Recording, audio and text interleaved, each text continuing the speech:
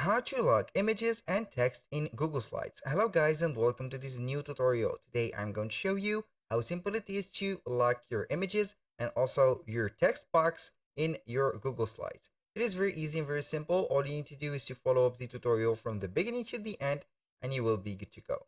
The first thing that you need to do is to head over Google Slides or your slide that you want to protect, or you don't want to make some changement in it, or you want the person that to not edit it at all. So all you need to do is to set up, for example, right there, as you can see here, the text.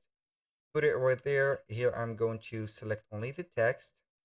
Then I'm going to initiate the text and also make it a little bit better than that, or the position of it like that. So then we are going to remove the shapes where we want them to be. So we are going to do it like that. As you can see here, everything is right here, not pasted and also not static. It is dynamic. So all we need to do right there is to click on File. Then we are going to click on Download. Click on here PNG right there. Download it as a PNG.